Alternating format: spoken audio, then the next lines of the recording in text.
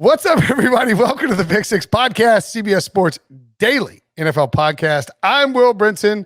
I'm your host. We are doing our training camp burning questions on this episode, the NFC West. It's Cody Benjamin, I believe, is what we're doing. In the feed, tons of other questions coming up, more burning questions. And a reminder that after being delayed a year, the Tokyo Olympics are finally here, we hope. And the brand new Attacking Third podcast is your audio home for the most comprehensive U.S. women's national team soccer coverage. Hosts Sandra Herrera and Lisa Roman will provide previews and immediate recaps bright and early as soon as the U.S. WNT matches wrap up in the morning. Download and follow Attacking Third wherever you listen to this podcast. All right, Cody, what's up, man? How you doing? I'm doing well. Do you ever feel like do you ever feel like your life is just like one like long continuous podcast? Yes. Okay. Very frequently. I hope you're all right, like in the midst of it all, you know? Yeah, I mean, it's nice as welcome distraction. I guess this is what I sort of feel like I live in this little box and just swap out hats and t-shirts most of the time. And sometimes not even that often. In fact, I feel like you're looking pretty fresh, though. I mean, I feel like you look pretty energized. Like, I don't know how many hours you've been doing this by the time we're on here. So, I'm probably more energized than Debo because I've been out of town for a few days. Got to get your vacation in that allotted time when the NFL is not in full swing because it's coming back. And once it gets back, it's over. Right. Let's dive into it. We'll start with the Los Angeles Rams.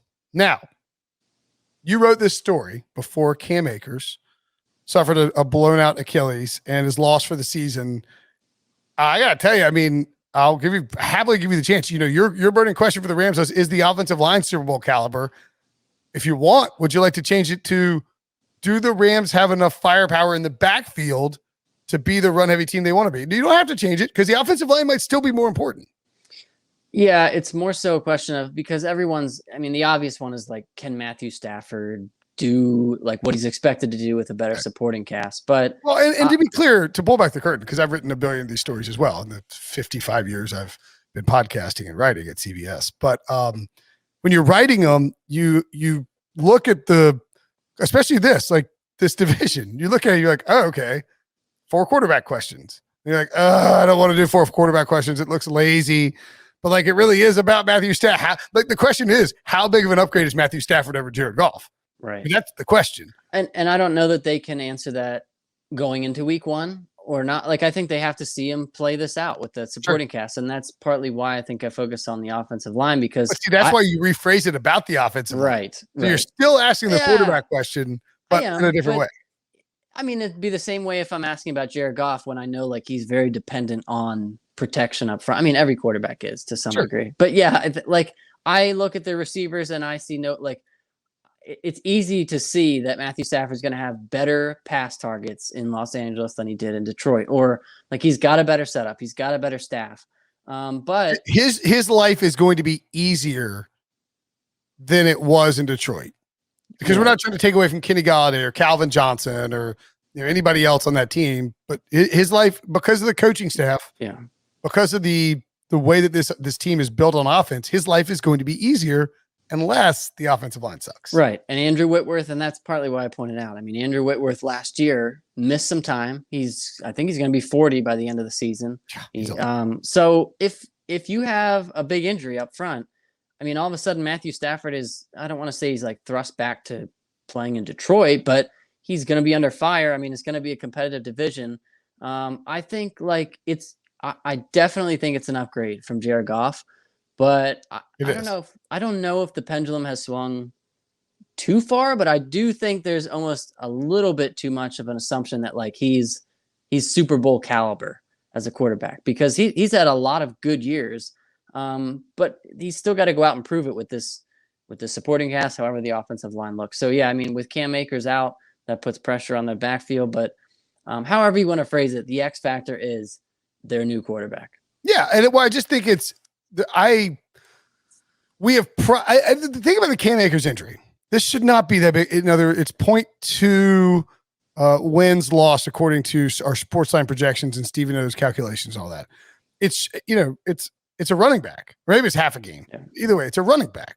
Like it shouldn't be that big a deal, but I do think we came into this offseason, trade happens in Cabo, Sean McVay's talking about Matthew Stafford minicamp. He's a bad mofo.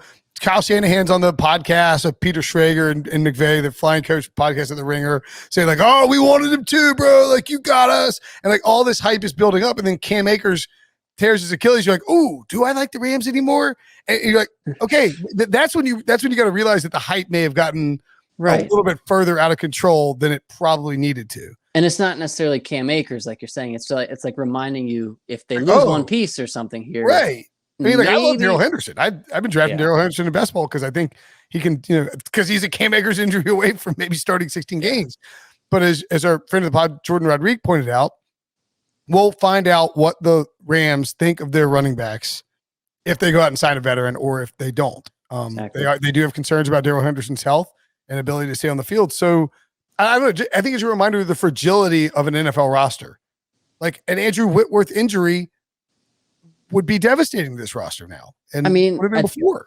At this point in the offseason, we all talk ourselves into everyone going, unless you're the Lions or the Texans or whatever, you can talk yourself into going 8-9, 9-8. Like, it's so easy when you make projections in the offseason to do that, but we don't account for, yes, this team is going to lose their left tackle. This team is going to lose their number one receiver for 4 weeks. Like, these things happen. And that's, I mean, yeah, it's a war of attrition. That's like probably a cliche, like talking about the NFL, but you can't account for those things and they're inevitable. So, all right, moving on in the division, we head to the Seattle Seahawks. The burning question, see, again, similar. Can the defense take pressure off of Russell Wilson? But it's not a bad question. But the offense is going to be pretty good, average to above average, potentially elite, depending on how they look with Shane Waldron as the new OC. You have DK Metcalf and Tyler Lockett. Yeah, Gerald Everett, who played for Waldron in Los Angeles. You have Chris Carson in the backfield. Pretty good offensive line. Like, it's going to be a good offense. Yeah, I mean, not going to suck. But the defense has been bad the last few years. It hadn't been good, and that's the real problem for Pete Carroll and the Seahawks. Yeah, I mean, going into the season, no one questioned, like, Shane Waldron, like, if his offensive system is horrible, you still have Russell Wilson to like run around. You've got DK Metcalf, like the pieces are there. We know Shane Waldron's headset goes out. Russell figures something out. I mean, right. I mean, you have the foundation there on offense is there.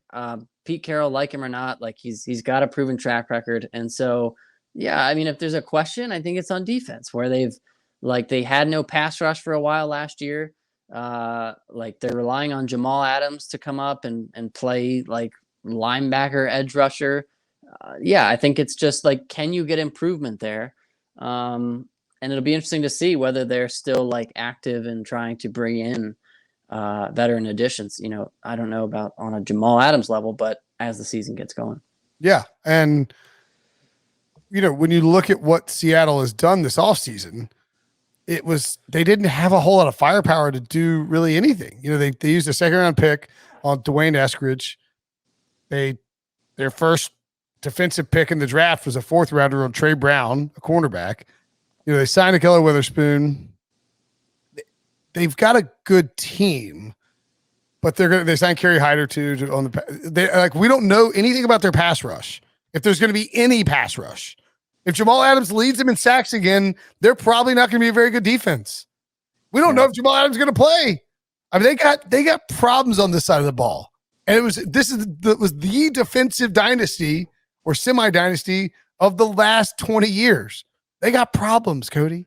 Yeah, and it's like the style that I don't know if it's exactly the same as like a Mike Zimmer, but like where they want to play that like I think it's pretty similar. Yeah, like run the ball, play action, let Russell Wilson roll out. Like, but that goes along with having a defense. That's why they were able to compete for championships because they had, unlike the Vikings, like they had that same template, but they also had Russell Wilson. Like right now they have Russell Wilson, they have that stuff, but on defense, they got it.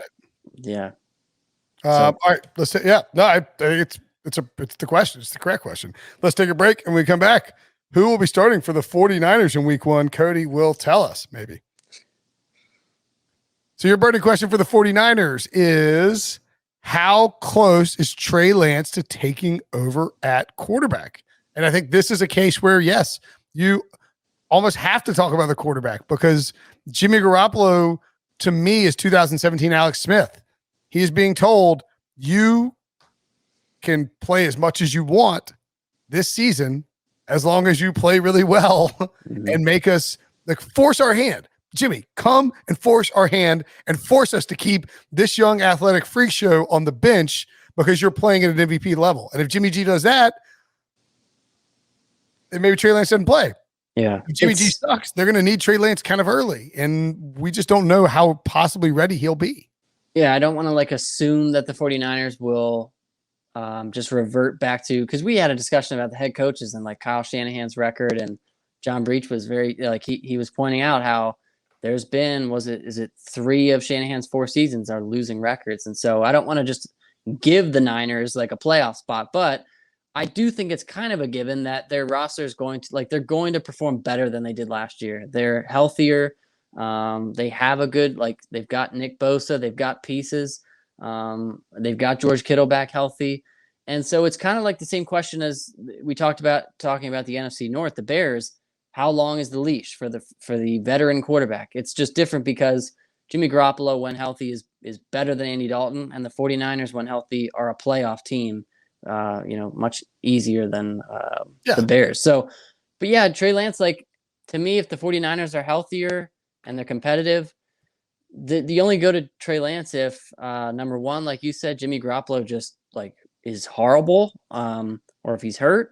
The other option is that you genuinely believe Trey Lance just burst the ceiling even higher. You think you're on the verge of contending, and Trey Lance, kind of like you mentioned Alex Smith. This probably isn't exactly comparable, but back when Alex Smith was with the Niners and he was having a good run, and they went with Colin Kaepernick, the hot hand, because he also they were both good on the ground. And didn't Smith suffer concussion and Kaepernick came in and just lit it up? I think that's what happened. And then they just decided to go with the hot hand, right? And it was injury caused, but that wouldn't be, it wouldn't be unfathomable for Jimmy Garoppolo considering his medical history. No, not at all. Yeah, he did suffer a concussion, and then they brought in Colin Kaepernick. I mean, I was working for CBS 55 years ago when that happened. So you don't need to concern yourself as much. I feel like we wrote it. I mean, I just remember writing about that stuff. When you get to write about it, it's always easier to remember it. The only other difference with Trey Lance and this situation, I would say, is that when you go to Trey Lance's, you go to sportsreference.com, because it's not easy finding North Dakota State stats. You go and look at Trey Lance's career college stats. He attempted 318 passes in his career. In 2019, he attempted 287 of those. He had 30 passes last year. And I guess maybe he had the exhibition game as well. But I mean, that's a concern. You don't want this guy to go 2 full years or 2.5 years or whatever it is playing in 2 total football games. So you're using it as an argument for I'm sort of playing devil's advocate with myself here, I guess. Okay, because I feel like you could take that argument and say he's far from ready. Oh yeah, you could do both. But on the flip side, I could see that. And again, they traded a lot to get him. I mean, they invested a lot. They want him to be the face of the franchise. And if you're taking that argument of he hasn't thrown that much and using it as a criticism of him not being ready, I mean, I would say the guy has used his legs a ton too. Sure. And that's something that Jimmy Garoppolo just doesn't offer the Niners. And Kyle Shanahan, I think, would love to incorporate that kind of. He did it with RG3 in 2012, actually, when Kaepernick, same year that Kaepernick took over from Smith. So maybe he remembers that. Maybe he thinks it works. Maybe he thinks there's something to that. Yeah, and maybe the play for the Niners, deciding, is it okay to put in Trey Lance? It's both a short and long-term decision, because maybe Trey Lance is better for you trying to win a Super Bowl this year. It's possible. Yeah. And it's definitely more of a long-term move as well, because you're saying we're turning the page from Jimmy. Yeah, this is our guy. Jim, come if you want. Anybody want to trade for this guy? Jimmy's available. All right. Finally, with the Arizona Cardinals, I think this is a great question. What is Cliff Kingsbury's plan on offense? Because I ain't sure. Exactly, and I think you're okay, going with the backyard ball, hey Kyler, just chuck it up and hope for another Hail Mary. That will work a few times because Kyler Murray's that athletic. DeAndre Hopkins is that good. And Chase Edmonds I like too. But you can have all the toys in the world, but you got to be able to be smart in game. And I think that's the question for Cliff Kingsbury. I don't know if he can prove that going into week 1. That's something he's got to answer this season. But come on, guy. Like, what's like, we have to have a strategy here too. So it is kind of do or die time, I think. I know it's only season 3 for him, but I mean, the division is there. It's competitive. They need to be, I think, in the playoffs this year, probably. They should have made the playoffs last year. I mean, he's 13, 18-1 in his career. His offense got a lot better in his second year, just by virtue of experience, but it wasn't great. The defense also got a lot better too. It's possible that he buoys up his job. They make the playoffs because they had enough pieces in the offseason. The defense is good enough. But I go back to that. You talk about the Hail Mary. Watching them run the plays leading up to the Hail Mary, like the whole thing is the Cliff Kingsbury experience. They're being methodical. Kyler Murray's running around for 10 seconds and throwing like a 5-yard out to Larry Fitzgerald on the sidelines. He steps out, gets out of bounds to set up the Hail Mary, which was a terrible play call and a terrible decision by Kyler Murray. So I want to see, I'm not expecting, life-changing offensive approach by Cliff Kingsbury here, but we got to see something, show up and have some octane to the offense. It's supposed to cook. Is it, I guess here's the question too. Is it too late for the air raid to work in the NFL? Because, Chip Kelly got here in time to squeeze the lemon a little bit and probably would have let it work even longer were it not for his failures as a general manager and failure to adapt in terms of personnel. Cliff Kingsbury kind of got here on the tail end of the air raid when the principles were being incorporated, but you can't just run the air raid. Not that they do that. So I guess I want to see, like, if Cliff Kingsbury's an offensive savant, then this offense needs to be better. It just wasn't that good. Yeah, and I think it is fair to tie him and Kyler Murray together a little bit because like he was the handpicked, like he's the centerpiece of this regime, and he does need to make better decisions too. And so you can say he needs better coaching from Cliff Kingsbury. He also just needs to be a smarter quarterback in addition to being like a really electric playmaker. So the Cardinals could be really fun. Like they could be if they're smarter at using their talent. So it's a real they're like an NFC X factor. I mean, I feel like in general. For sure. If the AJ Green thing works out, if the JJ Watt thing works out, if Chase Edmonds and James Conner are good or functional, running back tandem, if Kyler Murray takes a step forward in his third season, which we kind of all expected to happen last year, maybe this year's the realistic leap forward when nobody's looking for it. If all of that happens, Arizona can completely disrupt this ship.